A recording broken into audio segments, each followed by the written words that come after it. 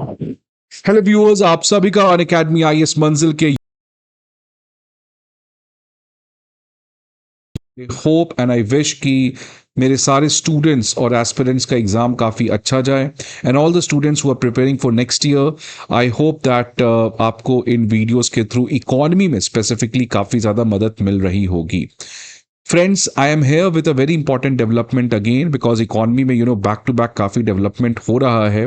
Just like geopolitics have become very difficult in 21st century, the economy has also become very difficult because 1991 के बाद जब LPG reforms आए थे और एक कंसेंसस था कंट्रीज में कि इकोनॉमी को हम लोग जियो पॉलिटिक्स के हिसाब से नहीं चलाएंगे। For example, even if country A और बी के बीच में जियो पॉलिटिकल टेंशन होगा, लेकिन इन दोनों कंट्री का जो इकोनॉमिक रिलेशन होगा वो इनके जियो पॉलिटिकल टेंशन की वजह से अफेक्ट नहीं होगा।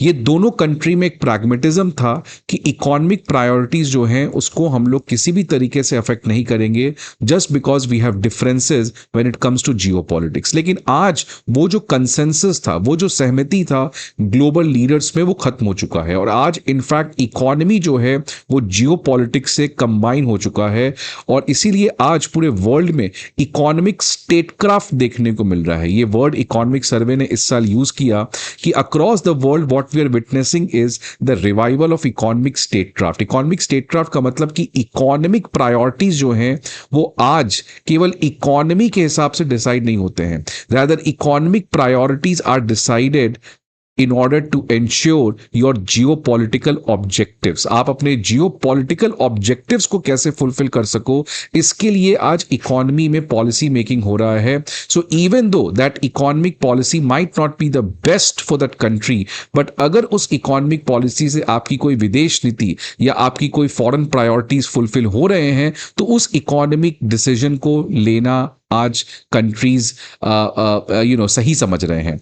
तो ये इकोनॉमिक स्टेटक्राफ्ट के वर्ल्ड में आज हम रह रहे हैं, जिसकी वजह से इकोनॉमिक डिसीजंस आजकल जियो पॉलिटिक्स से काफ़ी ज़्यादा डिक्टेट होते हुए दिख रहे हैं। वैसे मैं इकोनॉमिक स्टेटक्राफ्ट के ऊपर आपके ऊपर वापस से कभी और डिस्कशन करूंगा जब मैं इकोनॉमिक सर्वे के ऊपर डिस्कशन आपसे स्टार्ट करूंगा, लेकिन आज एक इंपॉर्टेंट डेवलपमेंट लेकर आया हूं जहां पे आरबीआई का रिपोर्ट रिलीज हुआ है। इस रिपोर्ट का काफ़ी समय से इंतजार चल रहा था। आरबीआई का ये रिपोर्ट में आरबीआई बताता है कि 2025-2026 में जो फॉरेन एफडीआई है वो कितना पैसा इंडिया में आया। इसको हम ग्रॉस एफडीआई कहते हैं। द टोटल एफडीआई का जो इनफ्लो भारत में हुआ है इसको हम ग्रॉस एफडीआई कहते हैं।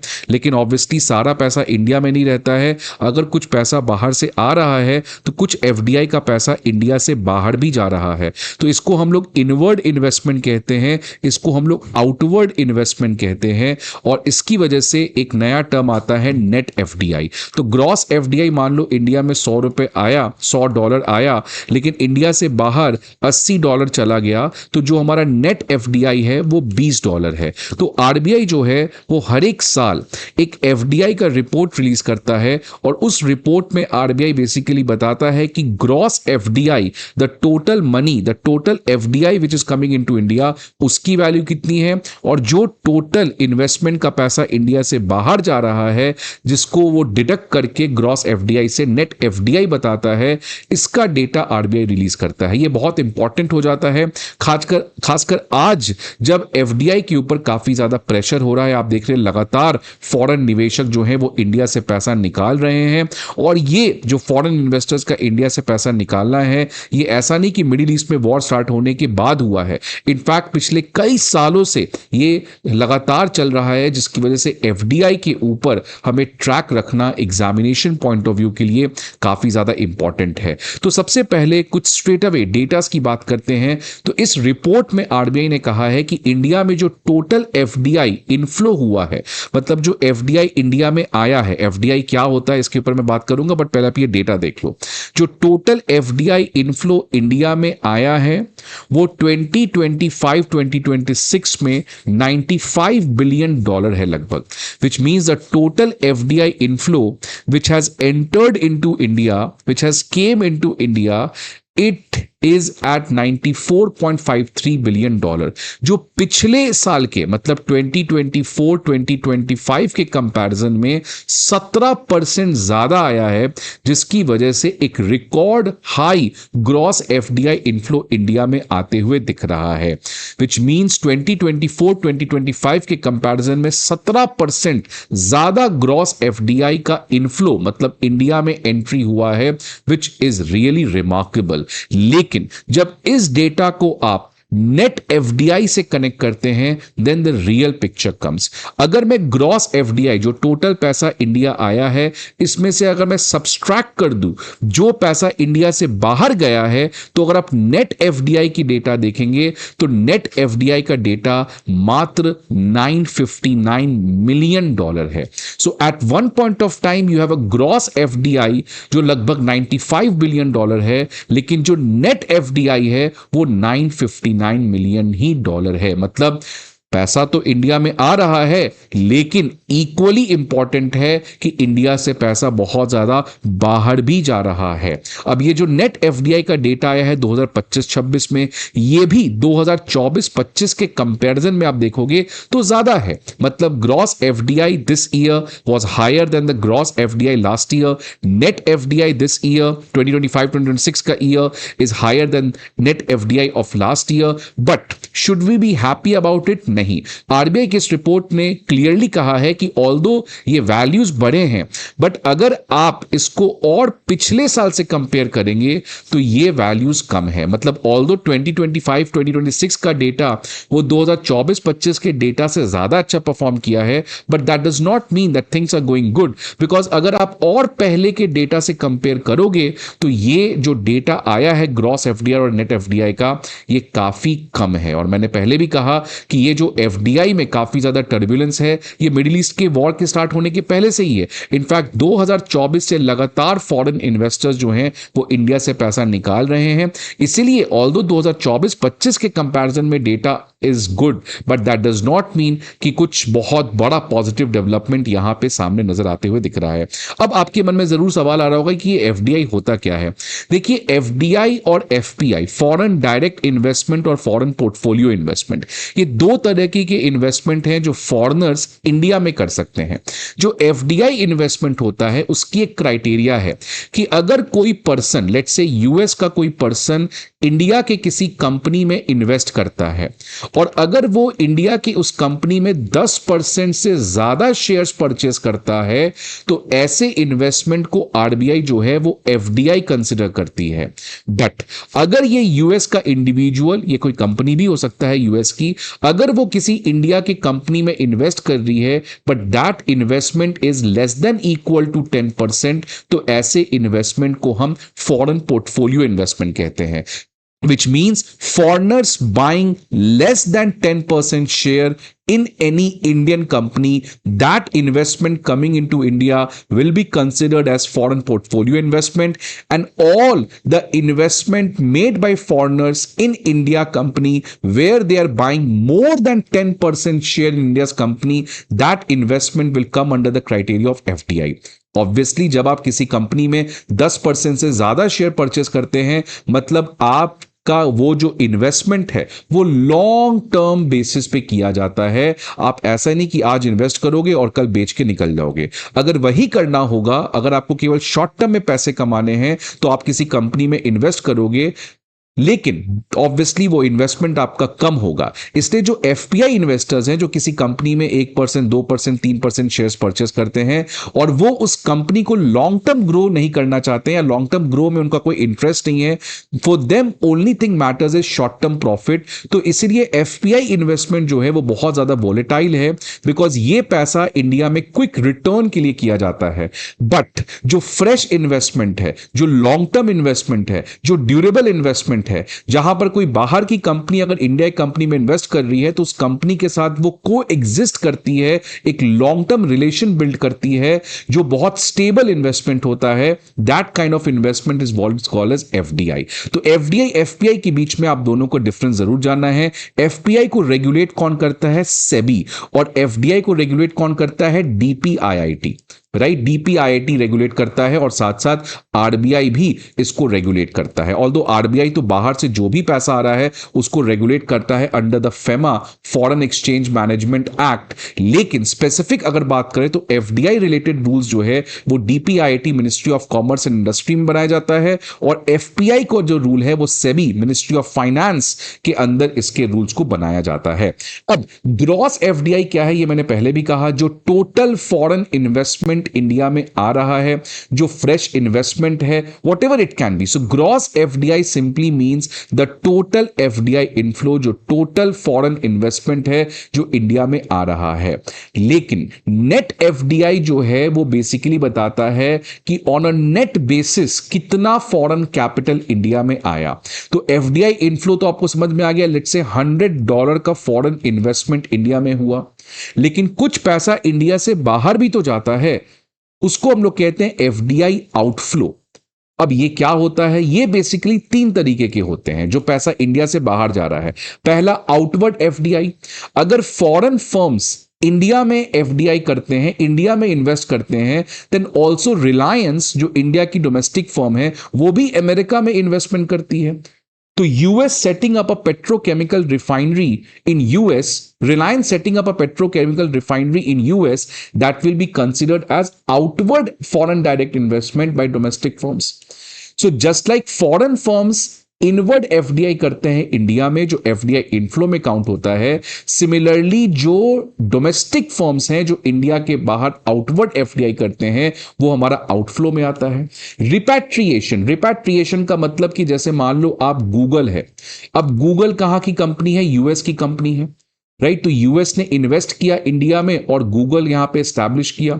अब गूगल का जो प्रॉफिट आएगा, लेट्स से गूगल एक साल में $1000 अर्न करता है, बट क्या वो सारा $1000 इंडिया में रखेगा? No, it's going to take away certain part of profit back to America. Let's say वो $200 हो गया, तो इसको हम रिपैट्रिएशन कहते हैं। तो रिपैट्रिएशन बेसिकली वो होता है कि जो फॉरेन कंपनी जिसने इंडिया में इन्वेस्ट कर रखा है, यहां पे वो जो प्रॉफिट अर्न करती है, उस प्रॉफिट का एक सर्टेन हिस्सा वो वापस अमेरिका ले जाते हैं, इसको हम रिपैट्रिएशन कहते हैं। So repatriation is basically amount of profit which the foreign firms take away back to their own home country. या ये भी हो सकता है कि जो यूएस की कंपनी है जिसने इंडिया में इन्वेस्ट कर रखा है, जो यूएस की कंपनी गूगल है जिसने इंडिया की किसी कंपनी में इन्वेस्ट कर रखा है, वो अपने इन्वेस्टमेंट को बेच दे, मतलब अब उसको इंडिया में नहीं रहना है तो वो अपने कंपनी को बेच सकती है। इसको हम कहते हैं डिसइन्वेस्टमेंट और divestment by the foreign investors. So repatriations का मतलब जो फॉरेन फर्म है वो इंडिया में अपने इन्वेस्टमेंट को बेच नहीं रही है, they are only taking away certain amount of their profit back to their home country. But disinvestment basically implies कि जब वो फॉरेन फर्म इंडिया में अपने इन्वेस्टमेंट को सेल कर दे रही है और वापस चली जा रही है। तो ये टोटल जो पैसा है जो इंडिया के फर्म्स बाहर इन्वेस्ट कर रहे हैं, जो फॉरेन फर्म्स अपने प्रॉफिट का एक सर्टेन हिस्सा वापस ले जा रहे हैं, जो फॉरेन फर्म्स इंडिया में अपने इन्वेस्टमेंट को बेच के पैसा वापस अपने देश ले जा रहे हैं, तो इन सभी को हम आउटफ्लो कहते हैं। तो नेट एफडीआई जो है वो FDI inflow minus FDI outflow होता है। आप देख सकते हैं मैंने यहां पे इन सभी चीजों को रखा भी है। FDI inflow means foreign investment entering India, outward FDI means Indian investment going abroad, repatriation means foreign firms taking back their profits, disinvestment mean foreign investors withdrawing their investment, मतलब वो अपने इन्वेस्टमेंट को ही कंप्लीटली बेच के वापस चले जा रहे हैं। अब नेट एफडीआई क्यों कम हुआ है? बिकॉज देखिए डेटा क्या कह रहा है कि इंडिया में ग्रॉस एफडीआई ने रिकॉर्ड ब्रेक कर दिया। We have went to a very good high, हमारा बहुत ग्रॉस एफडीआई हाई लेवल पे आया है, $95 बिलियन पे आया है। But why does net FDI is such a small value? क्यों net FDI 1 बिलियन भी नहीं है, मतलब $959 मिलियन है, it is not even $1 billion. तो ऐसा क्या हुआ कि gross FDI is such at high value and net FDI is such a small value? इसका रीजन है कि इंडिया में जो रिपैट्रिएशन हुआ है, जो फॉरेन फर्म्स इंडिया से पैसा वापस ले जा रहे हैं अपने प्रॉफिट से, उसमें एक सिग्निफिकेंट जंप देखने को मिला है। और साथ ही साथ जो इंडियन कंपनीज हैं वो इंडिया में इन्वेस्ट ना करके ओवरसीज इन्वेस्टमेंट कर रहे हैं, मतलब इंडिया के बाहर इन्वेस्ट कर रहे हैं। तो इन दोनों रीजंस की वजह से हमारा नेट एफडीआई जो है वो कम आया है, विच clearly is not a good thing. ये बहुत अच्छी चीज नहीं है। अब ऑब्वियसली इसको लोग गवर्नमेंट का कहना है कि नेट एफडीआई कम है, इससे हमें कोई चिंता की विषय नहीं है। इट क्लियरली शोज कि आज इंडिया के कंपनीज में कॉन्फिडेंस आया है that they can invest outside India also. लेकिन सवाल आता है, जब इंडिया में अभी इतनी इन्वेस्टमेंट की कमी है तो क्यों कोई इंडिया छोड़ के बाहर इन्वेस्ट करेगा? बिकॉज आप खुद कह रहे हो the future of world is India. India is a fastest growing economy. India is where 140 crore people are living, so it's the biggest consumption market anywhere in the world. Then if all these factors are there, then why Indian companies are not investing in India? Government का कहना है that it's a good thing कि Indian companies have that confidence, have that willpower that now they're stepping beyond Indian shore, they're going out, fighting there, competing there, investing there. But जो भी reasons है, but data यहाँ पे clearly बताता है कि Indian companies are not investing in India, they are taking away their money, जो भी इंडिया से कमा रहे हैं वो बाहर इन्वेस्ट कर रहे हैं, और जो बाहर के फर्म्स हैं वो अपने प्रॉफिट का जो हिस्सा है वो रिपैट्रिएट कर रहे हैं, और साथ ही साथ जो डिसइन्वेस्टमेंट है, जो फॉरेन इन्वेस्टमेंट इंडिया में अपने इन्वेस्टमेंट को बेच के वापस चला जा रहा है, वो भी बढ़ा है, विच क्लियरली शोज कि नेट एफडीआई इसीलिए घटा है बिकॉज ये जो आउटफ्लो है वो सिग्निफिकेंटली बढ़ा है, और इसके बढ़ने का जो रेट है वो काफी ज्यादा है एज कंपेयर टू इसके जो बढ़ने का रेट है। This is by net FDI जो है वो काफी नीचे जाते हुए दिख रहा है। और इनफैक्ट भारत की चीफ इकोनॉमिक एडवाइजर ने खुद ही ये कहा, आप इंडियन एक्सप्रेस में जाके एडिटोरियल देख सकते हैं जहां पे इन्होंने सीधा तौर पर एंटरप्रेन्योर्स के कहा था that why you are shying away from investing in India, why you are going out. इन्होंने क्लियरली वो कहा है, मैंने इसके ऊपर वीडियो बनाया है, बट आप जाके इंडियन एक्सप्रेस में देख सकते हैं जिन्होंने क्लियरली यहां पे अटैक किया था, स्लैम किया था प्राइवेट सेक्टर को कि आपकी प्रॉफिट जो है वो कोविड के बाद